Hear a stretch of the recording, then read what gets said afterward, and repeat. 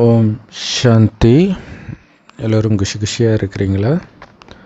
20/12/2024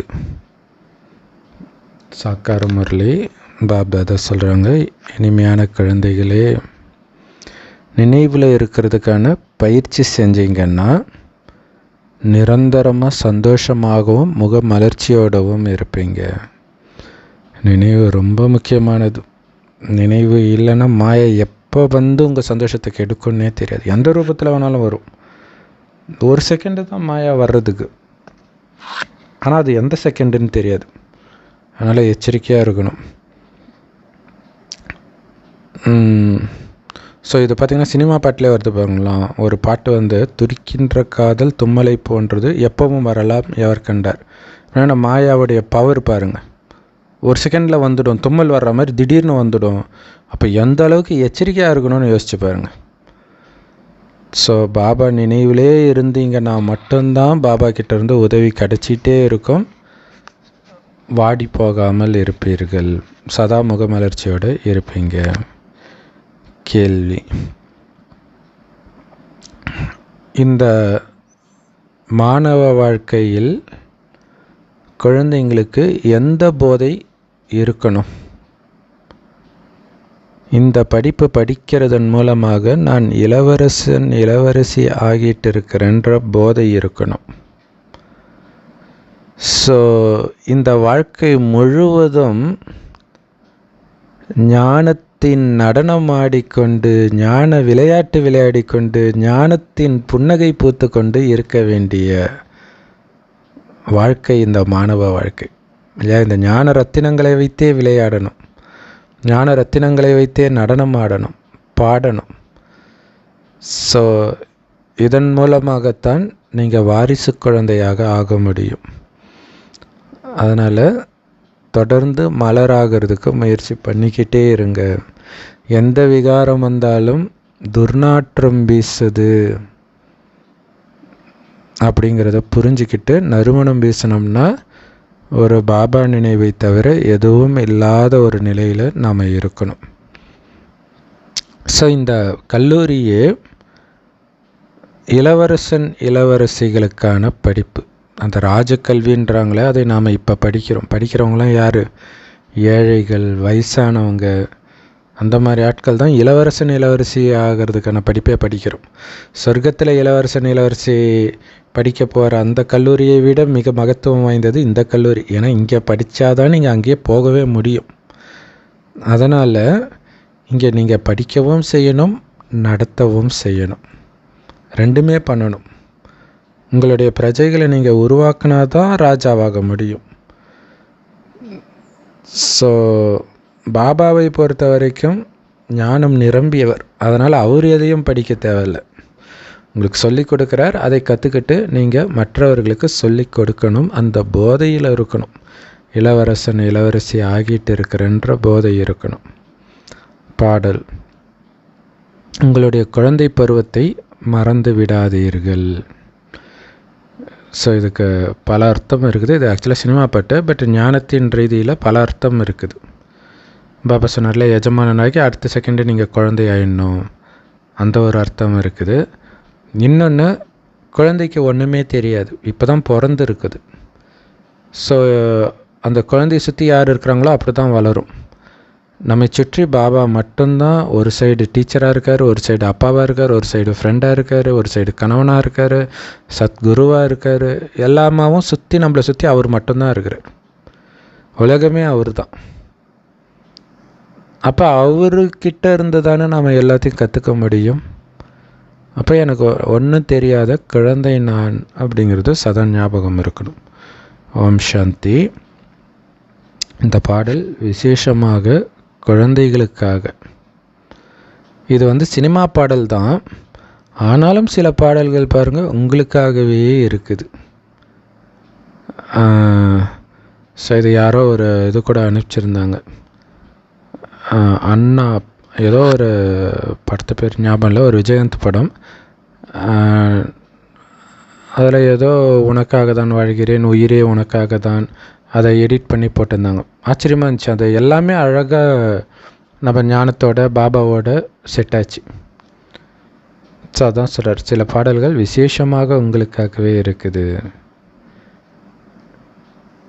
தகுதி வாய்ந்த குழந்தைகள் இந்த பாட்டை கேட்டாலே அந்த உண்மையான அர்த்தம் அதில் உங்கள் இதயத்தில் வெளிப்படணும் அப்படின்னு பாபா சொல்கிறார். நீங்கள் அவருடைய குழந்தை ஆகிட்டதுனால அவரும் என் அன்பான குழந்தைகளேன்னு கூப்பிட்றார். எப்போ நீங்கள் அவருடைய குழந்தையாக ஆயினீங்களோ அப்போ தான் நீங்கள் அவர்கிட்ட இருந்து அடையிற ஆஸ்தியையும் நினைவு பண்ணுவீங்க. இல்லை பாபா ஆகிறதுனால, பாபா குழந்தை ஆகிறதுனால என்ன கிடைக்கிது? உலக ராஜ்யமே கிடைக்கிது. யாரோ ஒருத்தவங்க சொன்னாங்க, ஒரு பிரதர், அவர் பிகே, அவருடைய ஒய்ஃப் கிறிஸ்டின்னு. அவங்க சொல்கிறாங்க, நீ கிறிஸ்டின் மதத்துக்கு மாறிடு, நான் உனக்கு 2 லட்சம் வாங்கி கொடுக்குறேன்ட்டு. இங்கே பாபா கோடானு கோடி மடங்கு செல்வத்தை கொடுத்து இருக்கிறார். இல்லை பாபாவை விட்டோன்னா எவ்வளோ பெரிய முட்டாள் நாம். அவருடைய குழந்தை ஆயிட்டாலே அவருடைய ஆஸ்தி நமக்கு தெரியும். இப்படிப்பட்ட பாபாவை விட்டுட்டு போகிறது யாராவது பண்ணுவாங்களா? ஸோ அப்போ நான் அவருடைய குழந்தைய, அவருடைய ஆஸ்திக்கு அதிகாரி அப்படிங்கிறது சதா ஞாபகம் இருக்கணும். நீங்கள் அவருடைய குழந்தை ஆகலை அப்படின்னா அவரை நினைக்கிறதுக்கு ரொம்ப கஷ்டப்படணுன்றார். இல்லையா? எப்படியெல்லாம் பாருங்கள், அவங்களுக்கு கோயிலுக்கு போனால் தான் ஞாபகமே வருது கடவுளை. அதனால தான் கோயிலுக்கு கஷ்டப்பட்டு போகிறாங்க. அதுவும் லோக்கல் கோயிலுக்கு போனால் நினைவு வரமாட்டேங்குது. சபரிமலை, இந்த மலை, அந்த மலைன்ட்டு போயிட்டு இருக்கிறாங்க. எவ்வளோ கஷ்டப்பட்டு போய் நினைக்க வேண்டியதாக இருக்குது அவங்களுக்கு. அதுவும் கும்பலாக நினச்சா தான் அவங்களுக்கு நினைப்பு வருது. அதுவும் பாட்டு பாடிட்டு அப்படி இருந்தால் தான் வருது. அதனால தான் கும்பலாக கோயிலுக்கு போகிறாங்க. ஆனால் நம்ம புத்தியினால் வீட்டில் இருந்தபடி இந்த உடலையும் விட்டுட்டு போகிறோம் புத்தியினால். ஸோ மற்றவர்களுக்கும் அப்பாவுடைய ஆஸ்தி உண்டு. ஆனால் அது எப்போ கிடைக்கும் அப்படின்னா சத்யுக திரேதாயுகம் முடிந்த பிறகு. அதுவும் ஆஸ்தி தானே, அவங்களுக்கும் அது சத்கதி தான்.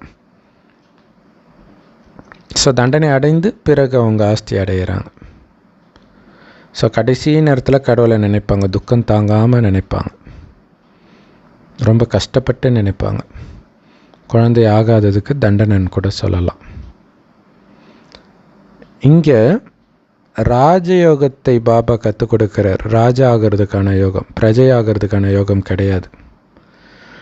அதனால் நீங்கள் எதிர்கால இளவரசன் இளவரசிகளாக ஆகிட்டு இருக்கிறீங்க.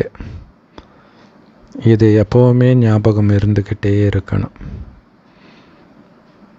ஸோ கடவுளுடைய குழந்தைகள் நீங்கள், சிவனுடைய குழந்தை நீங்கள். எவ்வளோ பெரிய விஷயம் அது இல்லையா? ஸோ எல்லோரையும் மறக்கணும். நண்பர்கள், உறவினர்கள் எதுவுமே ஞாபகம் இருக்கக்கூடாது. ஸோ அதுக்கு 2 யுக்தி கொடுத்தார். இந்த சிவன் சொத்து குலநாசம் அப்படின்னாலே இந்த குலத்தை நாசம் பண்ணால் தான் சிவன் சொத்து கிடைக்கும், அது ஒரு அர்த்தம். இன்னொன்று, இது எல்லாமே கடவுளுடையது, அப்போ என்னதுன்னு நீங்கள் எப்படி அதை நினைக்கலாம்? அப்படி நினைச்சிங்க, இந்த லௌகீக கணவனையோ மனைவியோ குழந்தையோ என்னதுன்னு நினச்சிங்கன்னா சிவனுடைய சொத்து மேலே நீங்கள் ஆசை வைக்கிறீங்கன்னு அர்த்தம். ஆசைப்பட்டீங்கன்னா 21 பிறவிக்கான வம்சம் அழிஞ்சிடுது, கிடைக்காம போயிடுது. ஸோ அதனால தான் பாபா சொல்கிறார், எல்லோரையும் மறக்கணும். ஒரு பாபாவை தவிர எதுவும் ஞாபகம் இருக்கக்கூடாது. பாபா சொர்க்கம், அவ்வளோதான். உங்கள் உடம்பே ஞாபகம் இருக்கக்கூடாதுன்றார். உங்கள் உடம்பு கூட ஞாபகம் இருக்கக்கூடாது. ஸோ தேக உணர்வை முற்றிலும் சந்நியாசம் பண்ணி ஆத்ம அபிமானியாக ஆகுங்கள். நீங்கள் தேக உணர்வுடையவராக ஆகும் பொழுது தான் பலவிதமான விகார எண்ணங்கள் வருது. அது உங்களை கீழே எடுத்துகிட்டு வந்துடுது இல்லையா? உடம்புன்னு நினைக்கலன்னா எப்படி விகார எண்ணம் வரும்? குறிப்பாக காமத்துக்கு காரணமே உடம்பு தான். ஒரு புள்ளி இன்னொரு புள்ளிக்கிட்ட பேசுது. இதில் எப்படி காமம் வரும்? ஆனால் நீங்கள் உடம்புன்னு நினைத்து பார்க்கும்போது காமம் வரலாம், எல்லா விகாரமுமே வரலாம். ஸோ இந்த நினைவை நீங்கள் பயிற்சி பண்ண தான் சதா ஆனந்தமாக மலர் மாதிரி மலர்ந்து இருப்பீங்க. உங்கள் முகம் மலர்ந்து இருக்குன்ற. இன்னொன்று, அது பயிற்சி பண்ண தான் அது நினைவும் வரும், இயல்பாக வரும். ஆனால் மலர்களாகிய நீங்கள் பாபாவை நினைக்க மறக்கிறதுனால வாடி போயிடுறீங்க. மலர்ந்த மலராக இருக்க சொன்னால் வாடி போன மலராகிடுறீங்க. ஸோ குழந்தைங்க தைரியம் மட்டும் வைங்க. பாபா என்ன ஆனாலும் உன் நினைவை நான் விட மாட்டேன் பாபா. பாபா உதவி கொடுப்பார். மாயின் புயல்லேருந்து போகாத மாதிரி உங்களை பார்த்துக்குவார். நீங்கள் பாபாவை கெட்டியமாக பிடிப்பேன், பாபாவை மட்டும்தான் பிடிப்பேன் அப்படிங்கிறதுல கவனம் கொடுக்கணும். ஸோ நீங்கள் பாபாவுடைய குழந்தை ஆகலை அப்படின்னா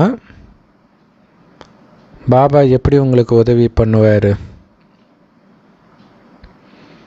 இல்லையா? குழந்தையாகணும், அவருக்காக உங்களையே அர்ப்பணிக்கணும், அப்போ தான் அவர் உதவி பண்ண முடியும். ஸோ பாபா குழந்தை ஆகாதவங்க மாயாவை அவங்களே வான்னு கதவை திறந்து அனுமதிப்பாங்க, உள்ளே வரவேற்பாங்க. மாயாவையும் ராவணனையும் தன்னுடைய தாய் தந்தையாக மாற்றிக்குவாங்க. ஸோ மாயாக்கிட்ட ராவணன்கிட்டையும் விழறதுக்கான உதவி வாங்கிக்குவாங்க. அப்புறம் எப்படி நீங்கள் ஏந்திரிக்க முடியும்? இப்போ மாயா வராமல் இருக்கிறதுக்கு தான் நீங்கள் தைரியம் வைக்கணும். இந்த முழு பாடலும், அதாவது உங்களுடைய குழந்தை பருவத்தை மறந்துடாதீங்க அப்படிங்கிற இந்த முழு பாடலும் குழந்தைங்களுக்காகத்தான் உருவாக்கப்பட்டு இருக்குன்றார். எப்படி பாடினது ஆக்சுவலாக அது சினிமா பாட்டு, ஆனால் அது உங்களுக்காக தான் உருவாகி இருக்குதுன்றார். எழுதுனவங்களுக்கு தெரியுமா? எவ்வளோ பெரிய ஆச்சரியமான விஷயம். ஆக்சுவலாக தமிழில் அது மாதிரி நிறைய பாட்டு இருக்குது. தங்கங்களே நாளை தலைவர்களே, இந்த மாதிரி நிறைய அந்த சிவாஜி எம்ஜிஆர் பாட்டுலலாம் நிறையா இருக்குது.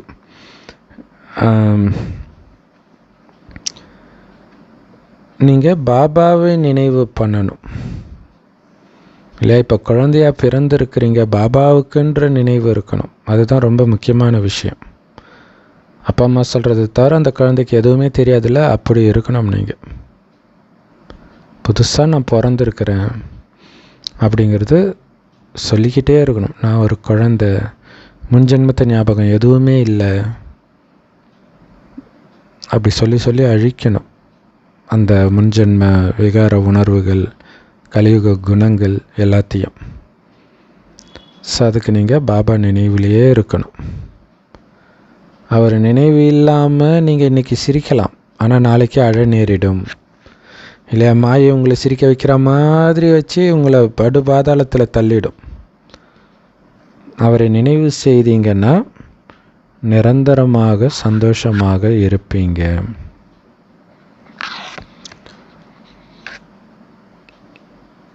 ஸோ ரொம்ப எச்சரிக்கையாக இருக்கணும் இல்லையா? இந்த சிரிப்புக்கு காரணம் மாயையா பாபாவா? பாபாவுடைய நினைவுனால் ஆனந்தம் வந்தால் அது கரெக்டு. அதை தவிர்த்து வேறு எதனால் வந்தாலும் அது மாயா அழ வச்சிடும். எச்சரிக்கையாக இருங்க. இழந்துக்கிட்டு இருக்கிறீங்கன்னு புரிஞ்சுக்கோங்க. பாபாவை நினைக்காத பொழுதெல்லாம் அவரை நினச்சிக்கிட்டே இருந்தீங்கன்னா நிரந்தரமாக சந்தோஷமாக இருக்க முடியும். அவர் நினைவு இல்லைன்னா இன்றைக்கி சந்தோஷம் வரும், நாளைக்கு துக்கம் வரும், இப்படி மாறி மாறி வரும். துக்கம்தான் அதிகமாக வரும், நஷ்டம் மேலே நஷ்டமாயிடும். ஸோ கீதையில் மட்டும்தான் கொஞ்சமாவது கரெக்டான வார்த்தைகள் இருக்குது. வேறு எந்த வேதத்திலும் அப்படி இல்லை. யுத்த மைதானத்தில் இருந்தால் சொர்க்கத்திற்கு போவீங்கன்னு சொல்லப்பட்டிருக்கு கீதையில். அது அப்படியே குரான்லேயும் வருது. ஆனால் அது இம்சை கொடுக்கிற யுத்தம் கிடையாது இல்லையா? இம்சை கொடுக்கிற யுத்தத்தில் இறந்தால் எப்படி சொர்க்கத்துக்கு போக முடியும்? ஸோ குழந்தைங்க பாபா கிட்ட இருந்து சக்தி எடுத்து மாயாவை வெல்லணும்.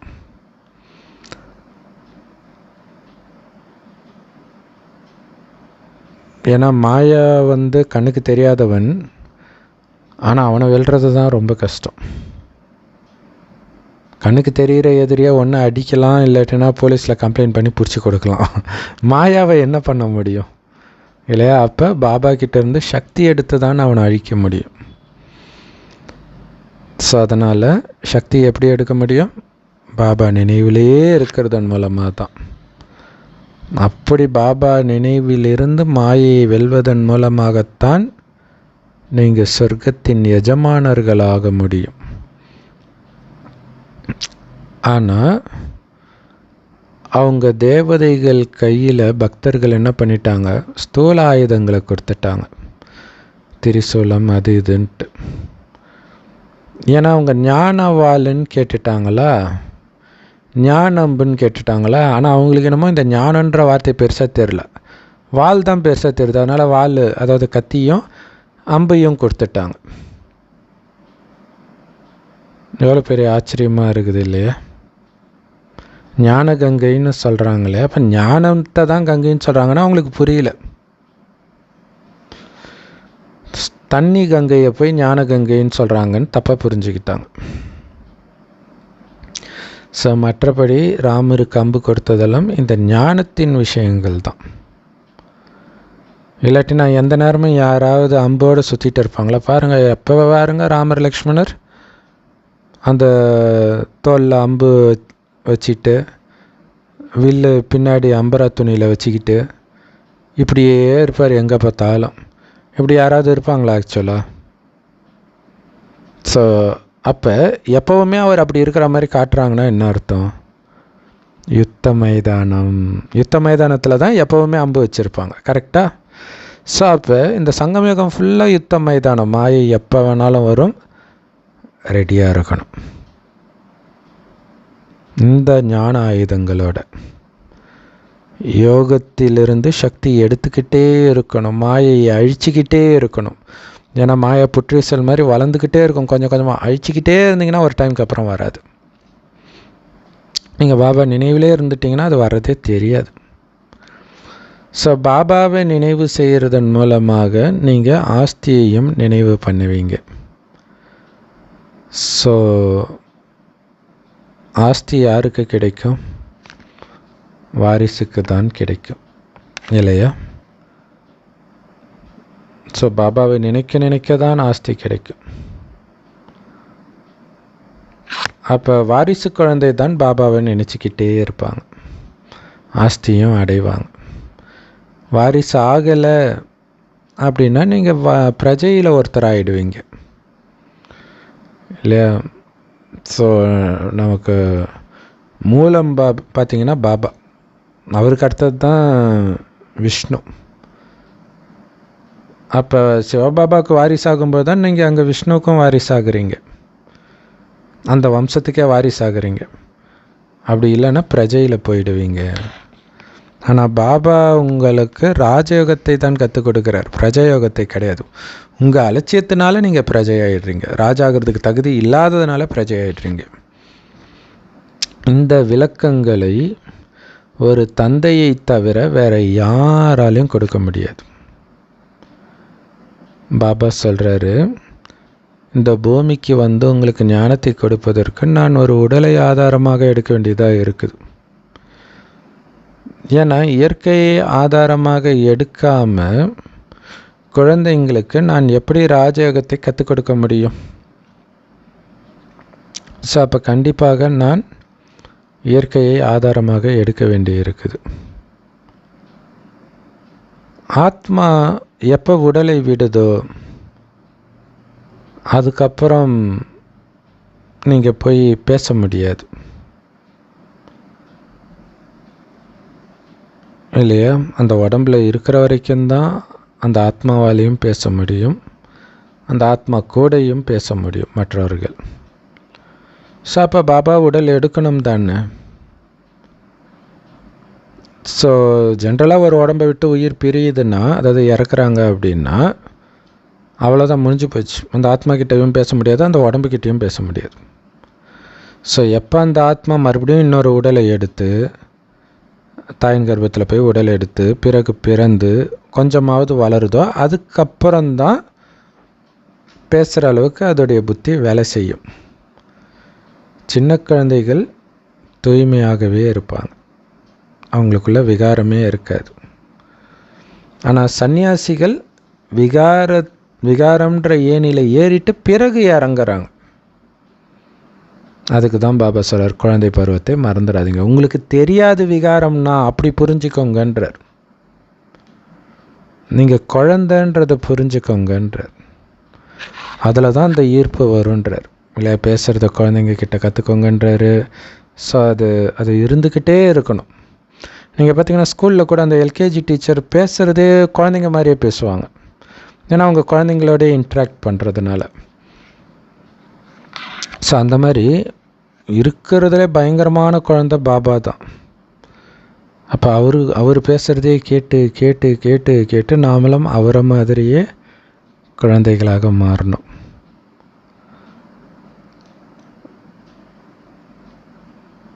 ஸோ சன்னியாசிகளை பொறுத்த வரைக்கும் காமத்தில் விழுறாங்க, அதுக்கப்புறம் அடி வாங்குறாங்க, வாழ்க்கைனா என்னன்னு உணர்றாங்க. ஆனால் குழந்தைங்க தூய்மையாகவே இருக்கிறாங்க, காமம்னா என்னன்னே தெரியாதவங்களுக்கு. அதனால தான் அவங்கள மகாத்மாக்கள்னு சொல்கிறாங்க. ஸோ அதனால் பாபா சொல்கிறாரு, நீங்கள் இந்த உடலை விடும் பொழுது போய் இளவரசன் இளவரசியாக பிறப்பீங்க அப்படின்னு இப்போ புரிஞ்சுக்கிறீங்க. ஏன்னா முந்தைய கல்பத்திலும் அப்படித்தான் ஆனீங்க, இப்போவும் ஆகிட்டு இருக்கிறீங்க மீண்டும். ஸோ மாணவர்களுக்கு இந்த எண்ணங்கள் தான் இருக்கும். இருக்குது தானே உங்களுக்கு இல்லையா? நான் நாராயணன் ஆக போகிறேன். இப்போ இந்த ஜென்மத்திலே உங்களுடைய சின்ன வயசை யோசித்து பாருங்களாம், அதுவே நமக்கு ஒரு இயக்கமாக இருக்கும். அப்படி இருக்கும்போது ஃபஸ்ட் கிளாஸான குழந்தை ஃபஸ்ட் கிளாஸான உலகத்தில் பிறக்க போகிறோன்னா எப்படி இருக்கும்? ஏன்னா இப்போ கூட நம்ம குழந்தையாக இருக்கும்போது சில மோசமான சூழ்நிலையிலலாம் வளர்ந்துருப்போம். ஆனால் சொர்க்கத்தில் அது இருக்கவே இருக்காது. உங்கள் குழந்தைத்தனத்தை அழிக்க யாருமே இருக்க மாட்டாங்க. அப்படியே வளர வளர அப்படியே இருப்பீங்கன்னா அது எவ்வளோ நல்லாயிருக்கும் யோசிச்சு பாருங்களாம். இன்றைக்கி அப்படி இருந்தால் மென்டல்னு சொல்லிடுறாங்க, கரெக்டு தானே? இப்போ மனநலம் பாதிக்கப்பட்டவர்கள் பார்த்திங்கன்னா அந்த குழந்தைத்தனமாக இருக்கும் அவங்க பேசுகிறது. ஒரு சிலர், ஒரு வகை, எல்லாரும் அப்படி கிடையாது. ஸோ குழந்தைங்க அதை பற்றி யோசிக்கணும். நான் ராதையாக போகிறேன், கிருஷ்ணராக போகிறேன், குழந்தையாக போகிறேன், இளவரசனா ராஜா வீட்டில் பிறக்க போகிறேன். அதை பற்றியே சிந்தனை செய்ய தான் அந்த போதை வரும். ஸோ யார் பாபாவுடைய குழந்தைங்களோ அவங்க புத்தியில் தான் இந்த மாதிரி எண்ணங்கள் வரும். யார் பாபா மேலே நிச்சய புத்தியோட அவருடைய கட்டளைக்கு கீழ்ப்படிந்து அவருடைய ஸ்ரீமத்தை ஃபாலோ பண்ணுறாங்களோ அந்த குழந்தைங்க தான் இதையெல்லாம் சிந்தனை பண்ணுவாங்க. அப்படி இல்லைன்னா உயர்ந்த பதவியை அடைய முடியாது இல்லையா? இதை பற்றியே சிந்தனை பண்ணிகிட்டு இருந்தால் தான் வெளி உலக விஷயம் புத்திக்குள்ளே போகாது. வெளி உலக விஷயம் புத்திக்குள்ளே போகலைன்னா தான் இந்த ஆன்மீக போதை இருக்கும். இது கட்டானாலே லௌகீக போதை வந்துடும். ரொம்ப ஜாக்கிரதையாக இருக்கணும். ஸோ இந்த ஆசிரியர் சுயம்பு இல்லையா? எதையும் போய் அவர் படிக்க தேவையில்லை. எதையாவது வேதத்தை படிச்சுட்டு வந்தால் நமக்கு சொல்லி கொடுக்குறாரு. அவரே சுயம் ஞானக்கடல், ஏற்கனவே கற்றவர் மாதிரி அவர். ஸோ வேறு யாருக்கிட்டேயுமே இந்த சிருஷ்டியுடைய முதல் இடைக்கடை பற்றிய ஞானம் கிடையாது பாபாவை தவிர. ஸோ அதனால் நம்மக்கிட்ட பேசிகிட்டு இருக்கிறது ஆத்மாக்களுடைய அப்பான்ற நிச்சய புத்தி முதல்ல இருக்கணும். ஆனால் சிலருக்கு அதிர்ஷ்டம் இல்லை, அதனால் தேவையில்லாத முரண்பட்ட எண்ணங்களை உருவாக்கிட்டு இருக்கிறாங்க, சந்தேக புத்தியை உருவாக்கிட்டு இருக்கிறாங்க.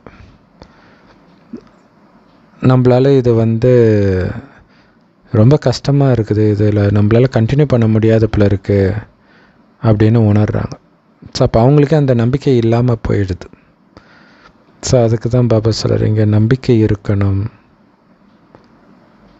என்னோட அப்பா ஆஸ்தி கொடுப்பவர் வந்திருக்கிறாருன்ற நிச்சய புத்தி இருக்கணும்.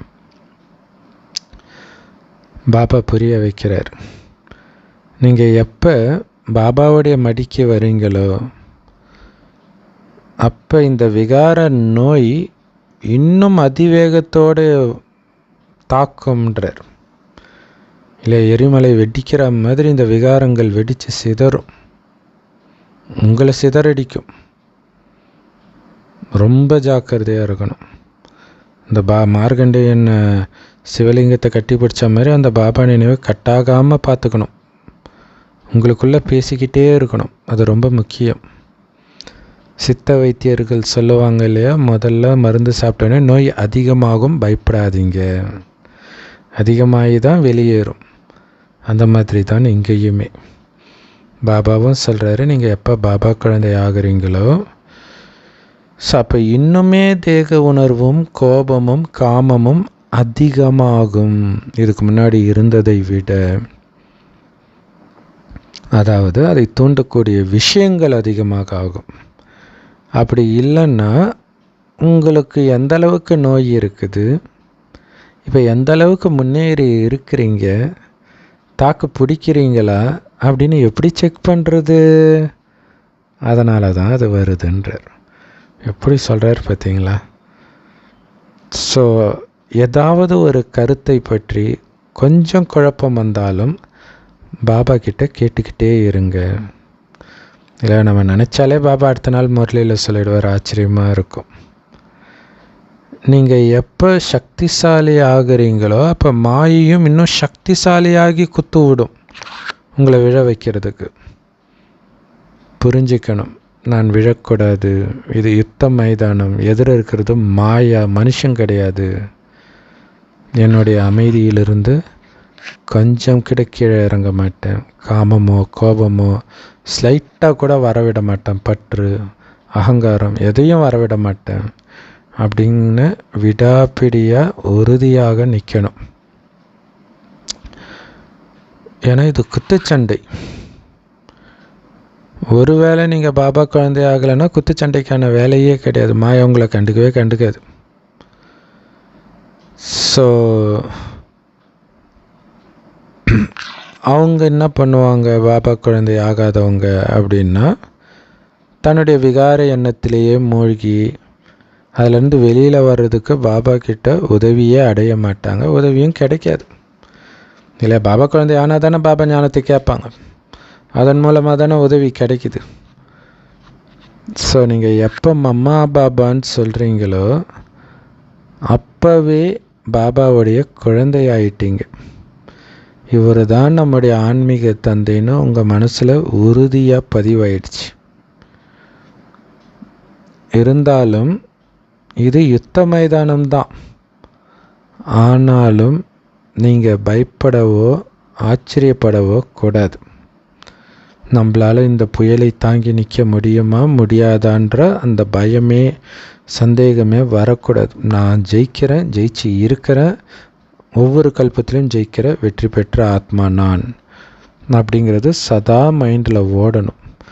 நம்மளால் ஜெயிக்க முடியுமா விழுந்துடுவோமான்னு நினைக்கிறதே பலகீனமாக இருக்கிறதுடைய அடையாளம்ன்றது. அந்த எண்ணத்தை கூட வரவிடாதீங்கன்றார். இதில் நீங்கள் சிங்கம் மாதிரி இருக்கணுன்றார். எப்படி சொல்கிறார் பார்த்தீங்களா?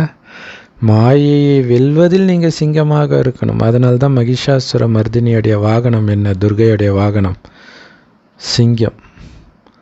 இந்த சிங்கம் தான் போய் எருதை சாகடிக்கும்.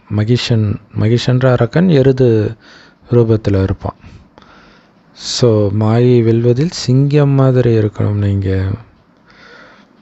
ஸோ பாபா கொடுக்குற சரியான வழிமுறைகளை ஏற்று அதன்படி நாம் முயற்சி பண்ணணும்.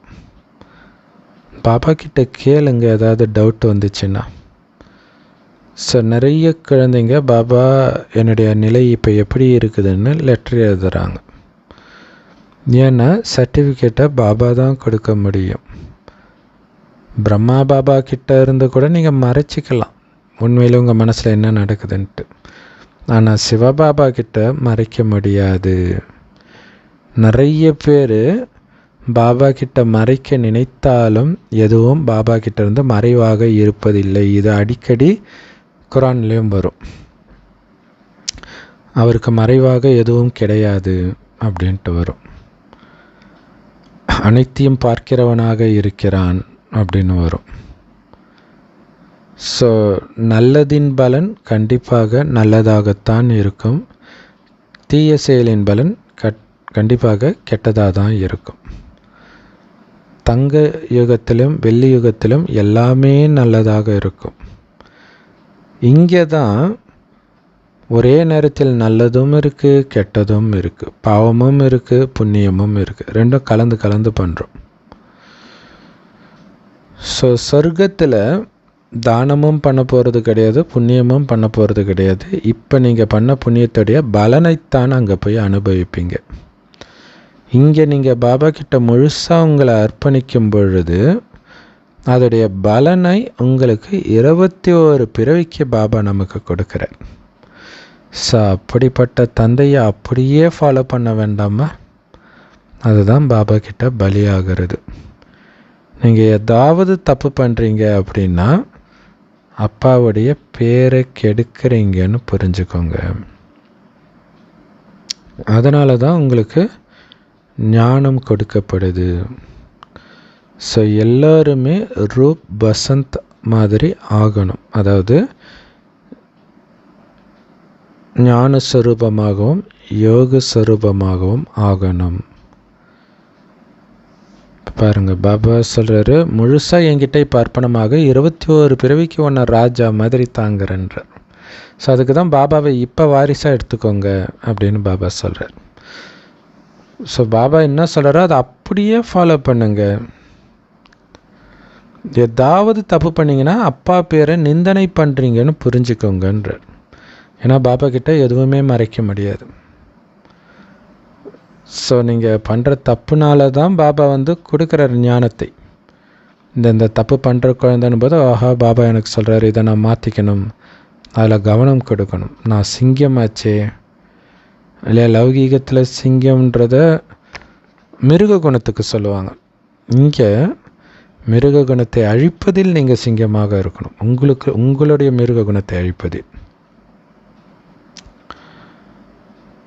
ஸோ பாபா எப்படி ரூப் பசந்தாக ஞானி யோகியாக இருக்காரோ அதே மாதிரி நீங்களும் ஆகணும். எல்லோருக்கும் ஞான மழை பொழியணும்.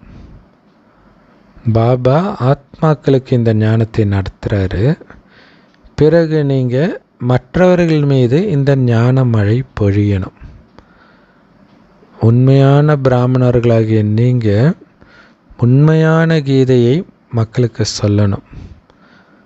வேறு எந்த வேத சாஸ்திரத்தின் விஷயமும் கிடையாது. ஏன்னா முக்கியமான வேதம்ன்றது கீதை தான். மற்றதெல்லாம் அதோடைய குழந்தைகள் தான். யாருக்கும் அதனால் நன்மை கிடையாது. அதை படிக்கிறதுனால யாரும் என்னை அடைய முடியாது, சந்திக்க முடியாதுன்னு பாபா சொல்கிறார். ஸோ கீதையில் தான் எல்லாமே இருக்குது. ஆனால் அதுலேயே மாவுக்கு உப்பு போட்ட மாதிரி கொஞ்சம் தான் இருக்குது. ஸோ உண்மையான கீதையை நீங்கள் தான் சொல்லணுன்றார். ஸோ மற்ற எந்த வேதத்தினாலும் யாருக்கும் எந்த நன்மையும் கிடையாது.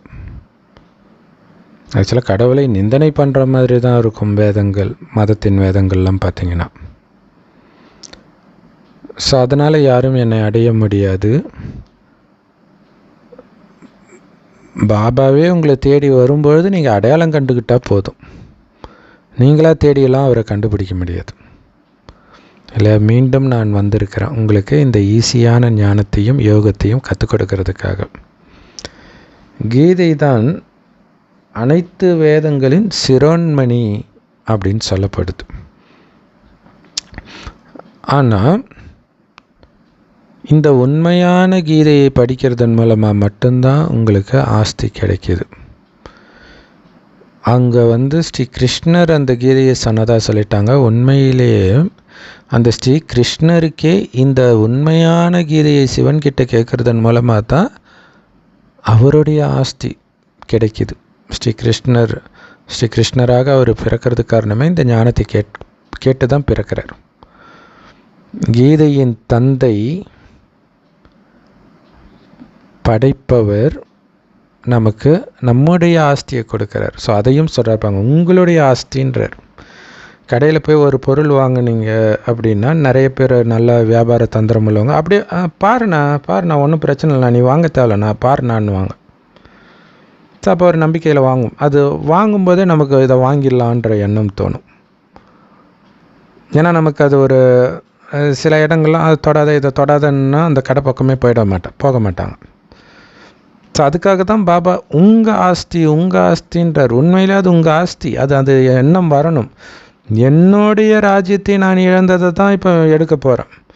இன்னும் யார் வீட்டு இதோன்ட்டு இருக்கக்கூடாது. எனக்கு சொர்க்கம் வந்தாலும் பரவாயில்ல, வராட்டினும் பரவாயில்ல, அது உன்னுடைய ராஜ்யம், உன்னுடைய குடும்பத்தை நீ பார்க்க போகிற. அதை உனக்கு மீண்டும் நான் கொடுக்கிறேன். அது அந்த கீதை படிக்கிறதன் மூலமாக கிடைக்காது. ஏன்னா படைப்பவர் ஒருவர் தான். மற்றவர்கள் எல்லோரும் அவருடைய படைப்பு தான். நம்பர் 1 வேதம் இந்த கீதை. மற்றபடி அதுக்கு பின்னாடி வர வேதங்களினால எந்த ஆஸ்தியும் யாருக்கும் கிடையாது. நீங்கள் நேரடியாக பாபா கிட்ட இருந்தே உங்களுடைய ஆஸ்தியை அடையிறீங்க. மற்றவர்கள் எல்லாம் முக்தின்ற ஆஸ்தியை தான் அடையிறாங்களே தவிர சொர்க்கத்தை அடையிறது கிடையாது. ஏன்னா எல்லாருமே பரந்தாம வீட்டுக்கு போய் தான் ஆகணும். நீங்கள் இந்த சொர்க்கத்தின் ஆஸ்தியை படித்து தான் அடையிறீங்க. அதுக்கான படிப்பு, சொர்க்கத்தை அடையிறதுக்கான படிப்பு இது. பிறகு யார் எந்த அளவு படிக்கிறீங்கன்றதை பொறுத்து இருக்குது. இது ரொம்ப முக்கியமானது இல்லையா? அந்த படிப்பை வைத்துத்தான் சொர்க்கராஜ்யம் கிடைக்கிது. எவ்வளவு படிக்கிறீங்க, எவ்வளவு தாரணை பண்ணுறீங்க, தெய்வீக குணத்தை வளர்த்துக்கிறீங்க, அதை பொறுத்து தான் உங்களுடைய பதவி நிர்ணயிக்கப்படுது. ஆரம்பத்திலே பிறக்கிறீங்களா, கடைசியில் பிறக்கிறீங்களா, இல்லை நடுவில் பிறக்கிறீங்க, எல்லாமே படிப்பின் ஆதாரத்தில் தான் நிர்ணயிக்கப்படுது. ஸோ பாபா நேரடியாக உங்களுக்கு நடத்துகிறார். ஸோ நமக்கு யார் நடத்துகிறாருன்றதில் உங்களுக்கு நிச்சய புத்தி இல்லாத வரைக்கும் நீங்கள் என்ன புரிஞ்சிக்க முடியும்ன்றார். பேசுகிறது கடவுள்னும் பொழுது அந்த நிச்சய புத்தி வந்துட்டாலே அவர் உண்மையைத்தான் சொல்லுவார் அப்படிங்கிறது நமக்கு தெரிஞ்சிடும். ஸோ அந்த நிச்சய புத்தி இல்லைன்னா நீங்கள் என்னத்தை அடைவீங்க?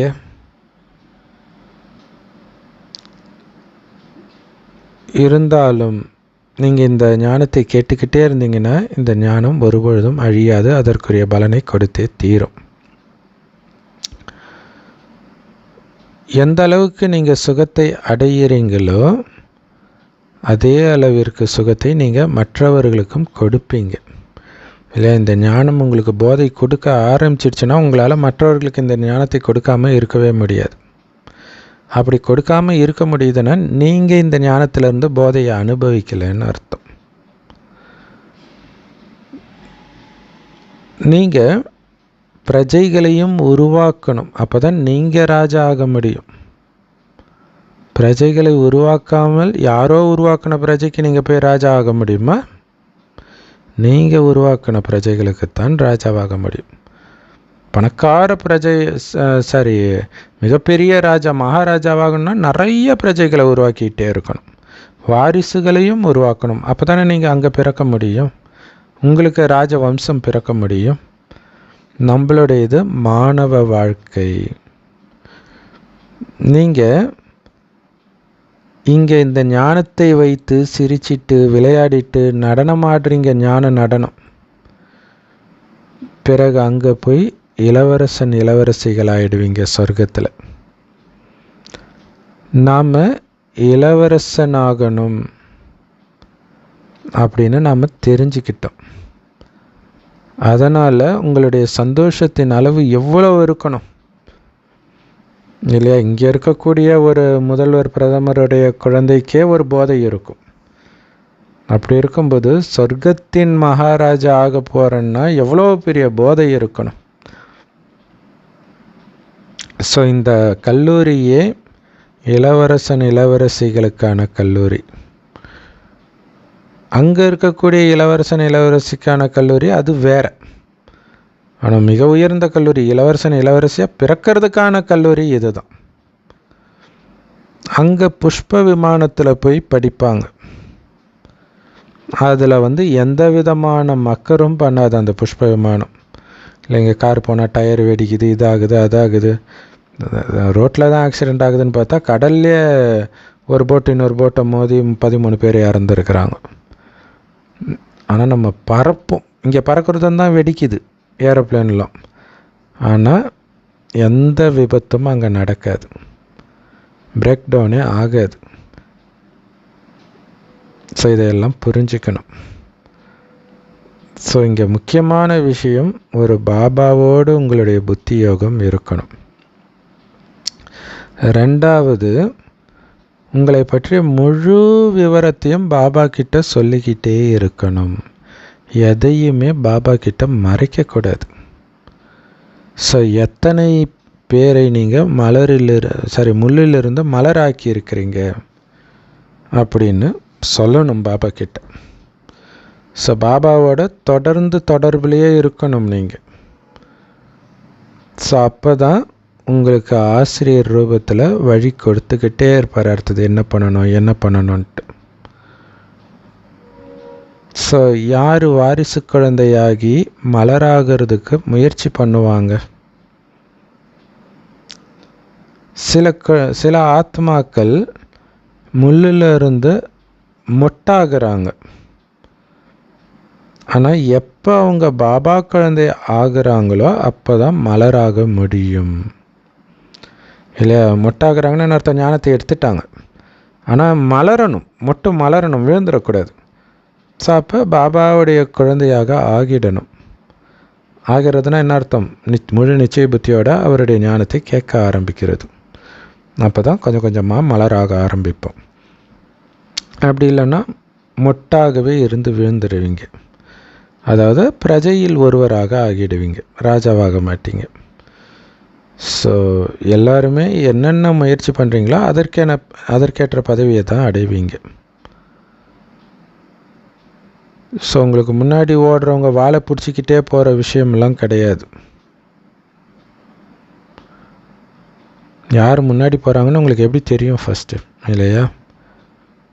ஸோ பாரதவாசிகள் அப்படி நம்பிட்டு இருக்கிறாங்க, குருவை பிடிச்சிக்கிட்டே நம்ம போயிடலாம், கரை கடந்துடலாம் அப்படின்னு நினைக்கிறாங்க. ஆனால் வாழை பிடிக்கிற விஷயம்லாம் கிடையாது. நீங்கள் என்ன பண்ணுறீங்களோ அதற்கான பலன் கிடைக்குது, இல்லையா? குருவுக்கு பூஜை பண்ணிக்கிட்டே இருக்கிறீங்க, குரு கூடவே இருக்கிறீங்க அப்படின்னாலும் உங்களுக்கு பதவி கிடைக்காது.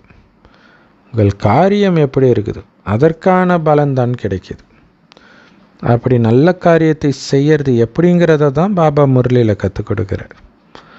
ஸோ என்னெல்லாம் நீங்கள் முயற்சி பண்ணுறீங்களோ அதற்கான பலன் 21 ஜென்மத்திற்கு உங்களுக்கு கிடைச்சிடும், உருவாகிடும். இப்போ பண்ணுற முயற்சி அதற்கான பலனாக உருவாகிடும் 21 ஜென்மத்துக்கு. ஸோ கண்டிப்பாக உங்களுக்கு வயசாகும், 150 வயது ஆகுமே தவிர திடீர் மரணம் இருக்காது, எந்த நோயும் இருக்காது. ஸோ மிக உயர்ந்த பதவியும் கூட, இல்லையா? இங்கெல்லாம் அந்த மாதிரி அரசியலில் ஒரு பதவி வந்தால் கூட உடனே அவங்களுக்கு அந்த தேக அகங்காரம் வர்ற காரணத்தினால எப்படியாவது அந்த வயசான தோற்றத்தை மறைக்கிறதுக்கு விக்கு வைக்கிறது போன்ற நிறைய விஷயங்களில் ஈடுபடுறாங்க. தங்க பஸ்பம் சாப்பிட்றது அது இதுன்ட்டு. ஸோ எது பண்ணாலும் எந்த நேரம் வேணாலும் இறப்பாங்க.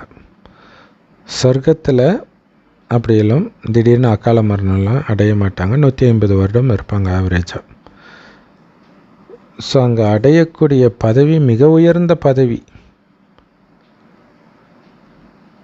ஒரு குறிப்பிட்ட ஆத்மாவுடைய பாக்கியம் எப்போ திறக்குது,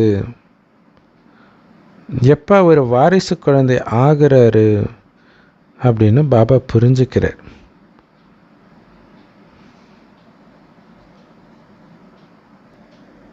ஸோ பாபாவுக்கு ஒரு குழந்தையுடைய பாக்கியம் திறந்துடுச்சுன்னா தெரியுமா இல்லையா? அந்த குழந்தை முயற்சியும் பண்ணுது, அதேமாரி அந்த முயற்சிக்கு என்னென்ன தடையெல்லாம் வருது, என்னெல்லாம் அந்த குழந்தைக்கு நடக்குது, எல்லாத்தையும் பாபா கிட்ட ஒளிவு மறைவு இல்லாமல் சொல்லுமா அந்த குழந்தை. ஸோ அப்போ பாபா புரிஞ்சுக்க வரோம், இது என்னோடய வாரிசு குழந்தை அப்படின்ட்டு. ஸோ நீங்கள் எல்லோருமே பாபாவுக்கு சார்ட்டு வைக்கணும். ஸோ மற்ற சத்சங்கத்திலும் இந்த மாதிரி முயற்சி பண்ணுறதெல்லாம் கிடையாது. கம்முன்னு போவீங்க, உட்காருவீங்க, வருவீங்க, அவ்வளோதான். அதை வேறு காசு கொடுத்து போய் டிக்கெட் வாங்கிட்டு போய் உட்காருவாங்க. அங்கே எந்த முயற்சியும் கிடையாது, எந்த பலனும் கிடையாது. அங்கே பாட்டு பாட வச்சு இந்த மாதிரி பண்ணிகிட்டு இருக்கிறாங்க. பாபா சின்ன குழந்தைகளை டிரான்ஸ் மெசஞ்சராக மாற்றுறார். ஏன்னா ஒரு யுத்தத்தில் தூதுவனும் தேவை தானே. ஸோ இது யுத்த மைதானம் தானே. ஸோ யுத்தம் இங்கே நடந்துக்கிட்டே இருக்குது. ஸோ அதுக்கான செய்தி பாபா கிட்டேருந்து எடுத்துகிட்டு வர்றது தான் டிரான்ஸ் மெசேஜ், போக் மெசேஜ் சொல்கிறோம் இல்லையா. ஸோ நீங்கள் பாபா கிட்ட நேரடியாக கேட்கும் பொழுது கிடைக்கிற சந்தோஷம் டிரான்ஸில் இருந்து வர செய்தியில் உங்களுக்கு கிடைக்காது. நேரடியாக கேட்கும்போது தான் உங்களுக்கு அவ்வளோ சந்தோஷம் இருக்கும். அதுவும் மதுபனில் கேட்கும்போது இன்னும் சந்தோஷமாக இருக்கும். சென்டரில் கேட்டாலே சந்தோஷமாக இருக்கும், மதுபனில் இன்னும் சந்தோஷமாக இருக்கும்.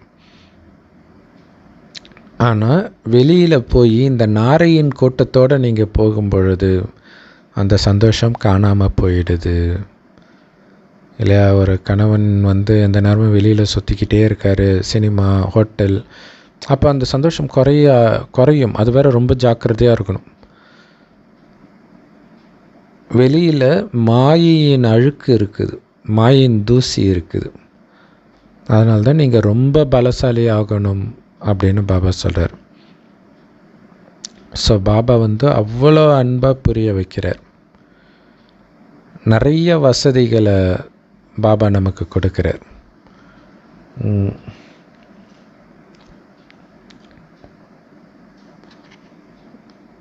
நிறைய பேர் சொல்கிறாங்க இந்த ஞானம் நல்லா இருக்குது, இந்த ஞானம் நல்லா இருக்குது சொல்லிவிட்டு ஓடி போயிடுறாங்க, அவ்வளோதான். ஸோ அப்போ மீண்டும் எழுந்து நிற்கக்கூடிய தைரியம் யாருக்கும் இல்லை. நல்லா இருக்குன்னு சொல்லிகிட்டே காணாமல் போயிடுறாங்க. மாயா அடித்து தள்ளிடுது. ஸோ இங்கே ஞானத்தின் போதை இருந்துக்கிட்டே இருக்கணும். இல்லை மலை மேலே ஏறோம் அலட்சியமாக இருப்பானா, செங்குத்தான மலை மேலே ஏறோம் எவ்வளோ ஜாக்கிரதையாக இருப்போம்.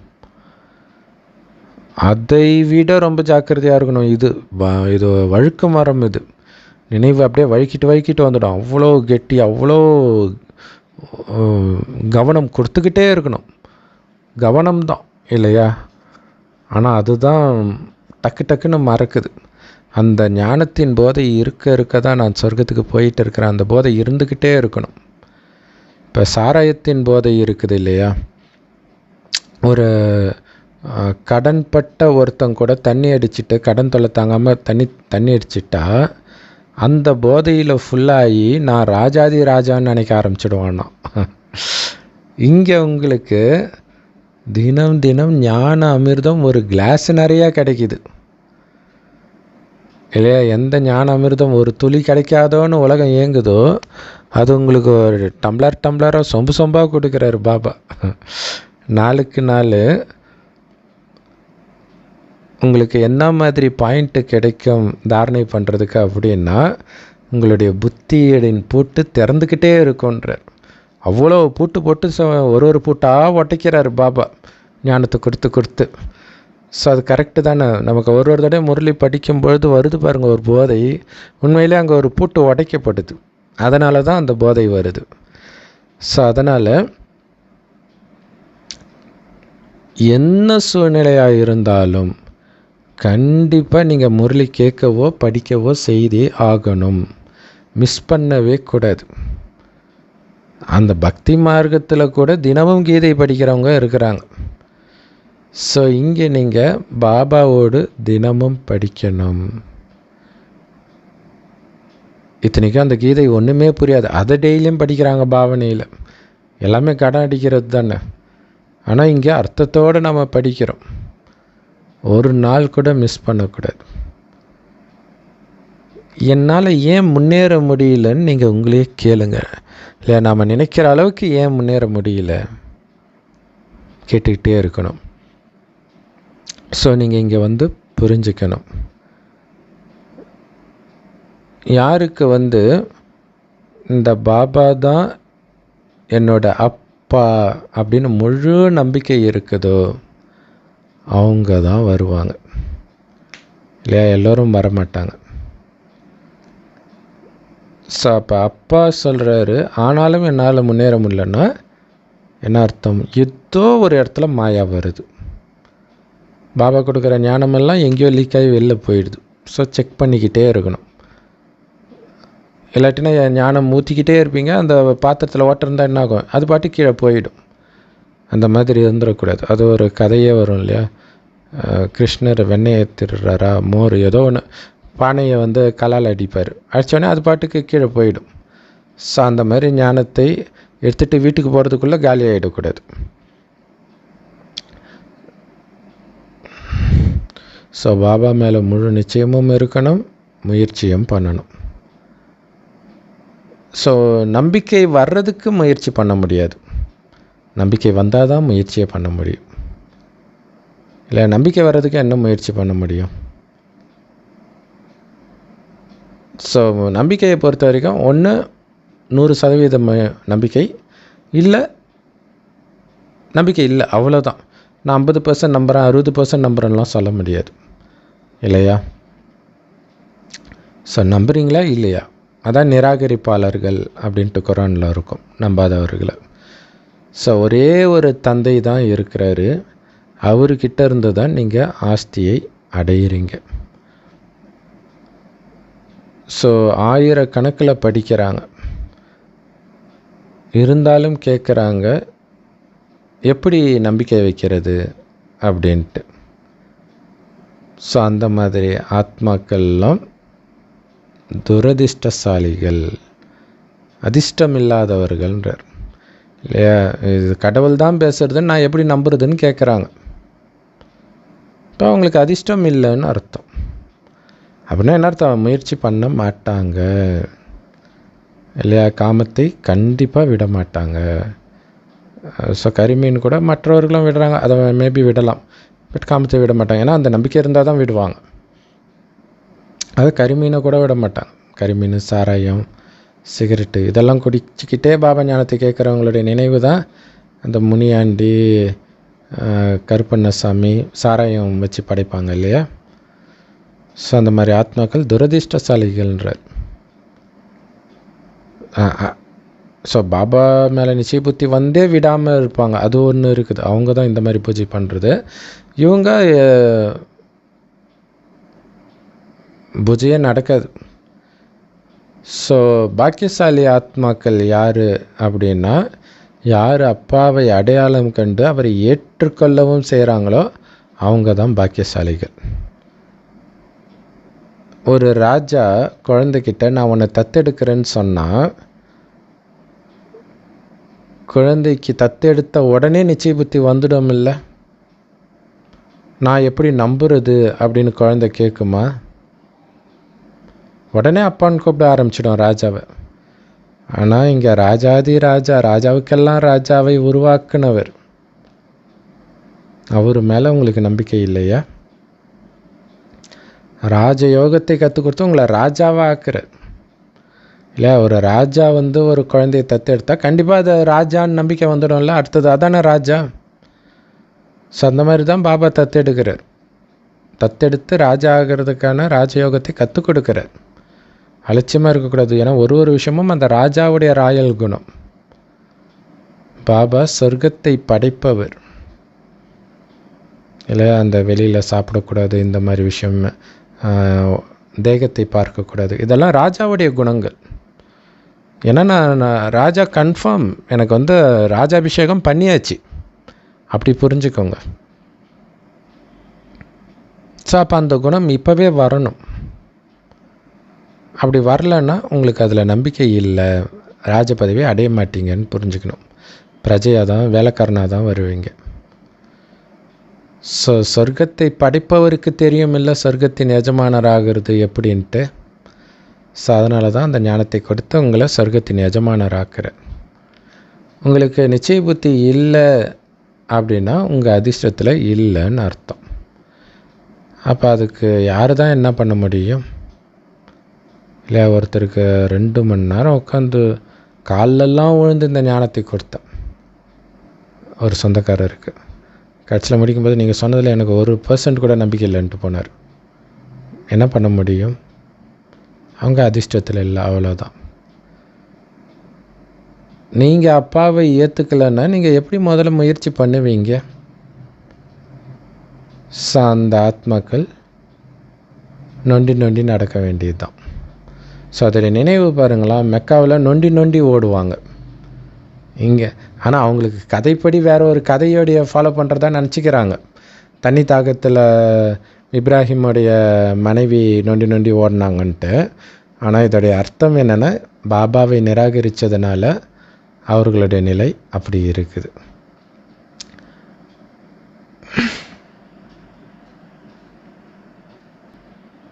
ஸோ பாரதவாசிகளுக்கு எல்லையற்ற தந்தைக்கிட்ட இருந்து கல்பமாக சொர்க்க ஆஸ்தி கிடைக்கிது. இப்போ எவ்வளோ கொடுத்து வச்சவங்க நாமன்னு யோசிச்சு பாருங்கள். தேவதைகள் சொர்க்கத்தில் தான் இருப்பார்கள். கலியுகத்தில் உண்மையான ராஜ்யமே கிடையாது. இப்போ எந்த ராஜ்யமும் கிடையாது, மக்களாட்சி ஆகிடுச்சு. பட் அதுக்கு முன்னாடி இருந்ததும் உண்மையான ராஜ்யம்னு சொல்ல முடியாது. ஏன்னா ராஜ்யம்னா ராஜாவுடைய பையன் ராஜா, அவங்களுடைய பையன் ராஜா, இது தொடர்ந்து வர்றது. சண்டை போட்டு ராஜா பயந்துட்டு ஓடி போயிட்டார்னா அது எங்கே தொடர்ந்து வருது இல்லையா? ஸோ அதனால தான் உண்மையான ராஜ்யம் கலியுகத்தில் கிடையாது. இன்னொன்று இது மக்களாட்சி. ஸோ 5 வருஷத்துக்கு மேலே வாய்ப்பு கிடையாது. மறுபடியும் மக்களையே நம்ப வச்சு வந்தால் தான் உண்டு. இந்த உலகமே அழுக்காக இருக்குது. ஸோ அதனால் பாபா ஒருவேளை இதை தூய்மையாக்க விரும்பலை, தூய்மை ஆக்கலைன்னு வச்சுக்கோங்களாம், வேறு யார் ஆக்குவார்னு நினைக்கிறீங்க? ஸோ பாபா தான் ஆக்கி ஆகணும் இல்லை? மக்களாட்சியில் எங்கே பார்த்தாலும் கரப்ஷன் ஆகிடுச்சு. ஸோ அதெல்லாம் பாபா தான் சரி பண்ணுறார், தூய்மை ஆக்குறார். ஆனால் ஒருத்தருடைய அதிர்ஷ்டத்தில் இல்லை அப்படின்னா அவங்க இதை புரிஞ்சிக்கிறது கிடையாது. மற்றபடி இது புரிஞ்சிக்கிறது ஒன்றும் கஷ்டம் கிடையாது, ரொம்ப ஈஸி. எப்போ லக்ஷ்மி நாராயணன் ராஜ்ய பாக்கியத்தை அடைந்தார்கள், எப்படி அடைந்தார்கள் அப்படின்னு புரிஞ்சிக்கிறது ரொம்ப ஈஸி தான். சங்கமயுகத்தில் முயற்சி செஞ்சு அடையிறாங்க, இங்கே அடையிறாங்க, அங்கே அனுபவிக்கிறாங்க சொர்க்கத்தில். ஸோ அதுக்கு காரணம் சத்தியுகத்துக்கு முந்தைய ஜென்மம், அதாவது இந்த சங்கமயுகத்தில் அவர்கள் செய்த கர்மா அப்படி இருந்தது. அதனால தான் அந்த பரிசு கிடைச்சது. உயர்ந்த கர்மத்தை செய்தார்கள், அதனால் உயர்ந்த பதவி கிடைச்சது. லக்ஷ்மி நாராயணன் சொர்க்கத்தின் எஜமானர்களாக இருந்தாங்க. ஆனால் இப்போ சொர்க்கமாக இருந்த அதே பாரதம் உலகமே இப்போ நரகமாக மாறிடுச்சு. பாபாவை தவிர வேற யாருமே அப்படிப்பட்ட உயர்ந்த கர்மத்தை கற்றுக் கொடுக்க மாட்டாங்க, ராஜ யோகத்தை கற்றுக் கொடுக்க முடியாது இல்லையா? மனிதர்கள் கீழான கர்மத்தை தான் கற்றுக் கொடுப்பார்கள். யோசிச்சு பாருங்கள், குழந்தையாக பிறக்கும்போது தூய்மையாக தான் பிறகுறோம், வளர வளர எவ்வளோ மோசமாகிறோம். ஸோ இதைத்தான் மனிதர்கள் கற்றுக் கொடுக்க முடியும். ஸோ பாபா தான் ராஜயோகத்தை கற்றுக் கொடுத்து பரிசுத்தமாக ஆக்கிறார், உயர்ந்த கர்மம் கொண்டவர்களாக மாற்றுறார். இப்போ ஒவ்வொருத்தருடைய கடைசி ஜென்மத்தில் இருக்கிறோம். பாபா நமக்கு ராஜயோகத்தை கற்றுக் கொடுக்கிறார். இப்போ தான் கற்றுக் கொடுப்பார், துவாபர யுகத்தில் கிடையாது. ஏன்னா துவாபர யுகத்துக்கு பிறகு தங்க யுகமாக வருது, கலியுகத்துக்கு பிறகு தான் தங்க யுகம் வருது. ஸோ கலியுகத்தின் இறுதியில் தான் இதை கற்றுக் கொடுப்பார். ஸோ மதுபன்லையோ அல்லது சென்டர்லையோ இந்த ஞானத்தை கேட்கும்போது நல்லா புரிஞ்சுக்கிறாங்க. ஆனால் வெளியில் போனோடனே அவ்வளோதான், புத்தி ஃபுல்லாக காலியாகிடுது. பழைய குருடி கதவை தொடடின்ற மாதிரி பழைய குணாதிசயங்கள் தான் வெளிப்படுது. ஸோ பாபா கொடுத்த ரத்தினங்கள் எல்லாம் விழுந்துட்டா மாதிரி ஆயிடுச்சுன்றார். அதுக்கப்புறம் அவங்களுடைய புத்தியில் வெறும் கூழாங்கல் தான் இருக்குது. Love you Baba. இல்லையா? இதை தான் பார்த்திங்கன்னா சீதையை கடத்திட்டு போகும்போது, ராவணன் கடத்திட்டு போகும்போது அவங்க வந்து நகையெல்லாம் இழந்துக்கிட்டே வருவாங்க. ஆனால் அது கதைப்படி பார்த்திங்கன்னா ராமர் கண்டுபிடிப்பார்னா, ராமர் கண்டுபிடிக்கிற அளவுக்கு நகை போட்டிருக்கிறாங்க இல்லையா? அப்படியே இருந்தாலும் அது எங்கே போய் விழுதோ, இப்போ ஏதாவது ஒரு நகை விழுந்தால் கண்டா பிடிக்க முடியுது. ஸோ அதோடைய அர்த்தம் என்னென்னா, ஞானத்தை கேட்டுக்கிட்டே இருந்தாலும் காமத்தில் விழுந்துடுறாங்க, ராவணன் கடத்திட்டு போயிடுறான் அப்படின்னு அர்த்தம். அப்போ ரத்தினங்கள் இழந்துடுறாங்க, வெறும் கூழாங்கல் தான் இருக்குது. ஸோ இந்த ஞானத்தை கேட்டுக்கிட்டே ஒருத்தர் காமத்தில் விழுறாங்க அப்படின்னா அனைத்தையும் இழந்துடுறாங்கன்னு புரிஞ்சுக்கோங்கன்ற. இப்போ காமம் இவ்வளோ பெரிய எதிரி பாருங்கள் இல்லையா?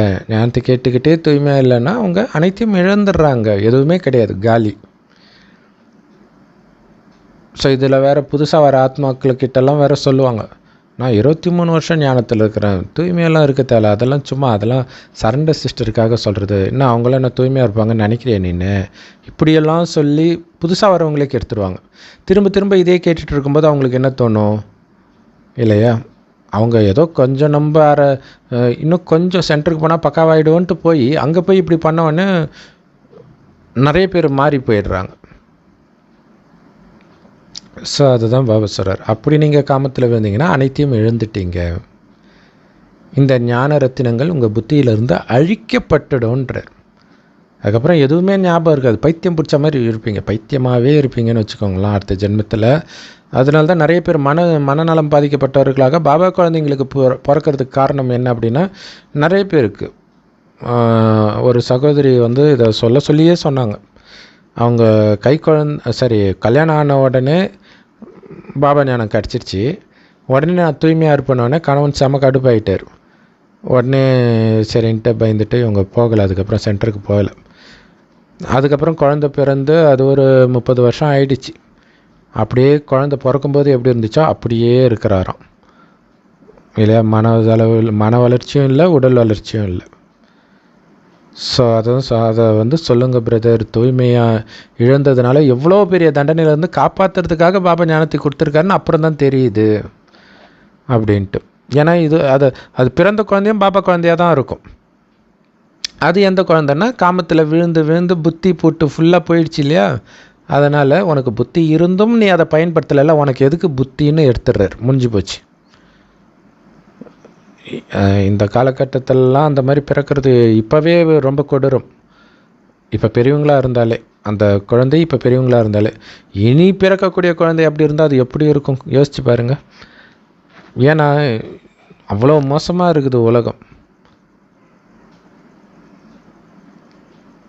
உலகமும் மோசமாக இருக்குது. அந்த குழந்தை சின்ன வயசுலே காமம் சார்ந்த எண்ணங்கள் வந்து பயங்கரமாக வந்துக்கிட்டே இருக்குதுன்னு சொல்லக்கூடிய நிறைய குழந்தைங்க இப்போ இருக்கிறாங்க. ரொம்ப 3 வயசு 4 வயசில் உங்களுக்கு காமம்னா என்னென்னே தெரியாது, ஆனால் அது சம்மந்தப்பட்ட எண்ணம் வந்துக்கிட்டே இருக்குமா. இப்போ யோசிச்சு பாருங்கள், பாபா ஞானம் எடுத்து பாவம் செய்தவர்களுக்குத்தான் இந்த தண்டனை கிடைக்கும். அதனால தான் அந்த மாதிரி ஆத்மாக்கள் பாபா குடும்பத்திலேயே பிறக்கிறாங்க.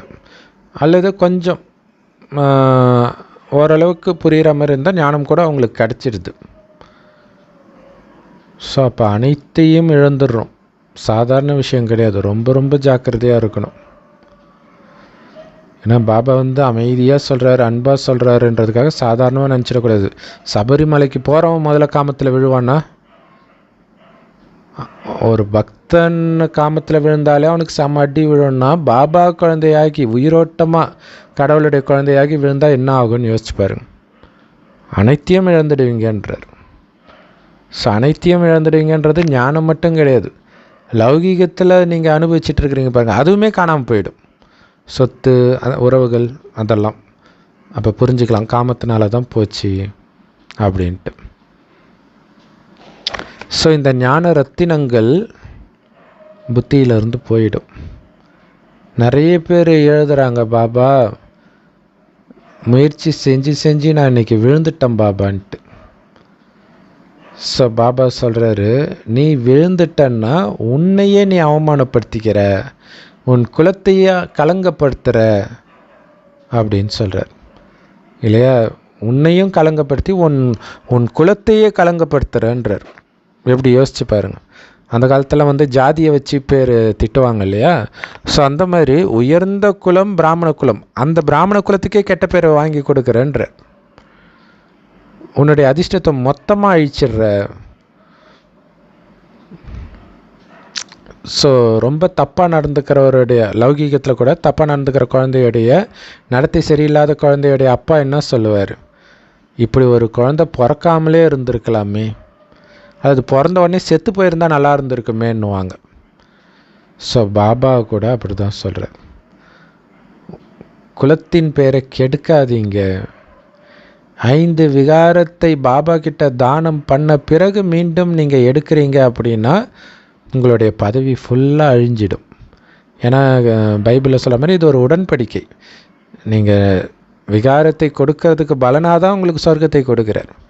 எப்போ உங்களுக்குள்ள விகாரம் வருதோ அப்போ சொர்க்கமே நரகமாகுதுன்னும் பொழுது, இப்போ நீங்கள் விகாரத்தில் விழறீங்கன்னா சொர்க்கத்துக்குள்ளே வர அருகதையை இழந்துடுறோன்னு அர்த்தம். ஸோ அதனால் முயற்சி செய்து வெற்றி அடையணும் இல்லையா. ரொம்ப தோக்கக்கூடாது, அதையும் மீறி விழுந்தாலும் டக்குன்னு எழுந்திரிச்சிடணும். அதான் பாபா சொல்கிறார், கொஞ்சம் விழுந்து அடிப்பட்டாலும் டக்குன்னு எழுந்திரிச்சிடுங்கன்றார். ஸோ அதிலே விழுந்து கிடக்காதீங்கன்றார். அது காமமாக இருக்கட்டும் எதுவாக இருக்கட்டும். ஏன்னா திரும்ப திரும்ப நீங்கள் ஒரு தடவை விழுந்தீங்கன்னா ஏஞ்சிட்டு மீண்டும் விழமாட்டேன், எப்படிலாம் மாயா உள்ளே வந்துச்சுன்னு எச்சரிக்கையாக இருந்து அடுத்து வரும்போது நான் எப்படி இதிலேருந்து என்னை பாதுகாத்துக்கிறது, அல்லது அது வராமல் இருக்கிறதுக்கு நான் என்னென்னலாம் பண்ணணும் அப்படின்னு முயற்சி பண்ணுங்கள். திரும்ப திரும்ப மாயா கிட்ட நாக் அவுட் ஆகி விழுந்துக்கிட்டே இருக்கிறீங்க அப்படின்னா தோத்துடுவீங்க, சுயநினைவை இழந்துடுவீங்க அப்படின்னு சொல்கிறார். ஸோ பயங்கர எச்சரிக்கை இந்த முரளி. சுயநினைவே இழந்துடுவீங்க. அதுக்கப்புறம் பாபா குழந்தைன்ற ஞாபகமே இருக்காது. கட்சியில் மனநலம் பாதிக்கப்பட்டாலும் ஆச்சரியப்படுறது கிடையாது. அது இல்லாமல் சின்ன சின்ன டெஸ்ட் பேப்பர் வந்தால் உங்களால் அந்த துரோகம் இதெல்லாம் தாங்க முடியாது அந்த காமத்தில் விழும்போது. ஸோ அந்த காமத்திலேருந்து விடுபட்டு இருக்கும்போது தான் ஆத்ம பலம் ஆகுமே. ஸோ அந்த பலத்தை தான் நம்ம பாபாவை நினைவு செய்து ஏற்றிக்கிறோம். ஏற்றிக்கிட்டு அந்த பலத்தை இழக்கலாமா? யோசிச்சு பாருங்கள். ஸோ திரும்ப திரும்ப விழறீங்க அப்படின்னா தோல்வி அடைவீங்க, சுய உணர்வை இழந்துடுவீங்க. ஸோ அதனால் அடிக்கடி விழக்கூடாது, விழவே கூடாது. அப்படி விழுந்திருந்தீங்கன்னா அதுவே கடைசியாக இருக்கட்டும்ன்ற. ஸோ பாபா நிறைய புரிய வைக்கிறார். ஸோ இங்கே இருக்கிற வரைக்குமாவது அது உங்கள் புத்தியில் இருக்கணும். ஏன்னா மாயா ரொம்ப புத்திசாலி. நீங்கள் சத்தியம் பண்ணிவிட்டு நான் தூய்மையாக இருப்பேன் பாபான்னு சத்தியம் பண்ண பிறகு விழுறீங்க அப்படின்னா ரொம்ப அடிப்படும், உங்களுக்கு கொடுமையாக தண்டனை கிடைக்கும்ன்றார். ஸோ தூய்மையாக இருந்தால் மட்டுமே உங்களுடைய படகு கரை சேரும். தூய்மை எப்போ தூய்மை இருந்ததோ அப்போ தான் பாரதத்தின் அதிர்ஷ்டம் ஜொலிச்சது. இப்போ கோர இருளாக இருக்குது, பாரதத்திலும் சரி முழு உலகத்திலும் சரி. ஸோ பயங்கர எச்சரிக்கை கொடுத்த அதிர்ச்சி வைத்தியம் பார்த்த அன்பான பாப்தாதாவுக்கு அன்பு நினைவுகள் மற்றும் காலை வணக்கம்.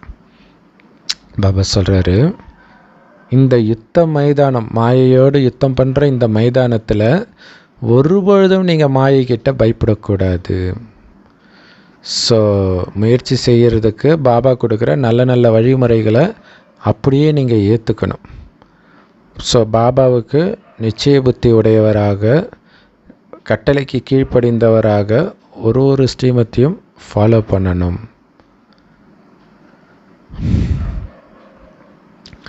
ஸோ இந்த ஆன்மீக போதை சதா இருக்கணும் அப்படின்னா தினம் தினம் உங்களுக்கு கொடுக்குற அந்த ஞான அமிர்தத்தை தாரணை பண்ணிக்கிட்டே இருங்க.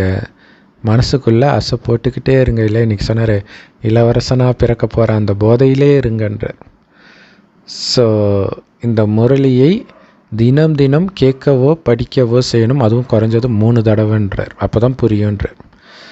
ஸோ அதிர்ஷ்டசாலி ஆகணும், அதிர்ஷ்டசாலியாகவே இருக்கணும் அப்படின்னா பாபா மீது எந்த விதமான சந்தேகமும் வரக்கூடாது. வர்றதுனால நஷ்டம் உங்களுக்கு தானே தவிர பாபாவுக்கு கிடையாது. செம பவர்ஃபுல்லான வர்தானம்.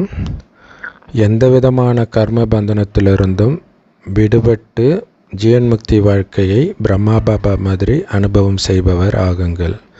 அதுக்கு விளக்கம், பிரம்மா பாபா எல்லாம் செய்து கொண்டு இருந்தால் கூட அந்த கர்மத்தின் பந்தனத்தில் சிக்காமல் இருந்தார். இல்லை, அதுதான் கடமை செய் பலனை எதிர்பாராது. அந்த கர்மத்தின் பந்தனத்தில் சிக்கும்போது தான் அதோடைய பலனை நாம் எதிர்பார்ப்போம். ஸோ பாபா நினைவில் சொர்க்கத்தில் நாராயணனாக போகிறன்ற அந்த போதையில் இருக்கும் பொழுது இங்கே என்ன காரியம் செய்கிறன்றதே உங்களுக்கு ஞாபகம் இருக்காது. அது ஞாபகம் இருக்கிறது தான் உங்களை பந்தனத்தில் சிக்க வைக்கிறது. ஸோ அதேமாதிரி நீங்கள் மற்றவங்க கூட பேசுகிறதும் உங்களுக்கு அந்த நேரம் பேசுவீங்களே தவிர என்ன பேசுகிறீங்க அதெல்லாம் பெருசாக ஞாபகம் இருக்காது. அந்த அளவுக்கு பாபா நினைவு போதையில் மூழ்கணும். ஸோ பாபா உறவுகளுக்கு கடமையை முடித்தார். ஆனாலும் அந்த உறவுகளின் பந்தனத்தில் கட்டி போட தன்னை அனுமதிக்கலை. அதிலேருந்து விடுபட்டு இருந்தார். கடமையை செய்தாரே தவிர அந்த பந்தனத்திலிருந்து விடுபட்டே இருந்தார். அதில் கட்டுண்டவராக ஆகலை. ஸோ அவருடைய லௌகீக குழந்தையாக இருந்தாலும் சரி, மற்ற குழந்தையாக இருந்தாலும் அவருக்கு ஒரே மாதிரி தான் தெரிஞ்சுது. அதே மாதிரி சொத்து சுகம் வசதி வாய்ப்புகள் இந்த பந்தனத்திலிருந்தும் அவர் விடுபட்டே இருந்தார். இல்லையா, நான் அப்படி இருந்தேன் இப்போ அப்படி இருக்கணும் அப்படின்ற எண்ணம் அவருக்கு வரல. ஸோ அவருடைய பொறுப்புகளை அவர் பார்த்துக்கிட்டு இருந்தால் கூட ஜீவன் முக்தி மனநிலையைத்தான் அவர் அனுபவம் பண்ணார். இல்லையா, விடுபட்டு இருக்கிற மனநிலை தான் அனுபவமாச்சு. அவ்வளோ பொறுப்பும் பொறுப்பை அவர் கவனிச்சிட்டு இருந்தாலும் கூட, யஜ்யத்தையே பார்த்துட்டு இருந்தாலும் கூட. ஸோ அதான் சொல்கிறார், உலகத்திலே பிரம்மா பாபாவுக்கு ஈக்குவலான பொறுப்பு சுமை யாருக்குமே இருக்க முடியாது. எத்தனை குழந்தைங்க கவனிச்சிக்கிறது சாதாரண விஷயமா? அது இல்லாமல் எத்தனை டெஸ்ட் பேப்பர் வந்தது, எவ்வளோ எதிர்ப்பு வந்தது. ஆனாலும் அவர் தன் மனதை லேசாகவே வச்சுட்டு இருந்தார். ஸோ அந்த மாதிரி பாபாவை ஃபாலோ பண்ணுங்க. ஸோ கடந்த கால கர்ம கணக்கின் எந்த பந்தனத்திலையும் உங்களை நீங்களே கட்டிக்காதீங்க. இல்லையா, இப்போ உங்களுக்கு இருக்கக்கூடிய அப்பா அம்மா கணவன் மனைவி குழந்தை இதெல்லாம் என்ன, அது கடந்த கால கர்மத்தின் கணக்குகள் அவங்கெல்லாம். இல்லையா, அதை முடிக்கிறதுக்கு தான் வந்திருக்கிறீங்க. அதை இன்னும் நீங்கள் கட்டி போட்டுட்டு இருக்கக்கூடாது. கணக்கு முடிச்சுட்டு எப்படா இந்த கடனை முடிச்சுட்டு வெளில கடன்காரன் அவங்கெல்லாம். இல்லை, கடனை கொடுக்குறோம் அவ்வளோதான். கடன்காரங்கிட்ட என்ன அன்பு வேண்டி இருக்குது, இன்னும் கடனை உருவாக்குற மாதிரி ஆகிடும். ஸோ அதனால் அதுலேயும் கட்டுப்படக்கூடாது. ஸோ கணக்கை ஒப்படைச்சிடுங்க. இல்லை, அவங்களுக்கு கொடுக்க வேண்டிய அடைக்க வேண்டிய கடனை அடைச்சிடுங்க, நிறைவேற்ற வேண்டிய பொறுப்பை நிறைவேற்றிடுங்க, அவ்வளோதான். ஸோ அதனால் நீ என்னை பார்த்துக்கணும், நான் உன்னை பார்த்துக்கிட்டேன்னும் போது மீண்டும் அந்த கணக்கு தொடருது. ஸோ அதனால தான் அதில் விடுபடுங்கன்றார். அதே மாதிரி பழைய சுபாவ சமஸ்காரம் அதன் வசமாகக்கூடாது. உங்களுடைய சுபாவ சமஸ்காரமும் சரி, பிறருடைய சுபாவ சமஸ்காரத்தின் வசமும் ஆகக்கூடாது.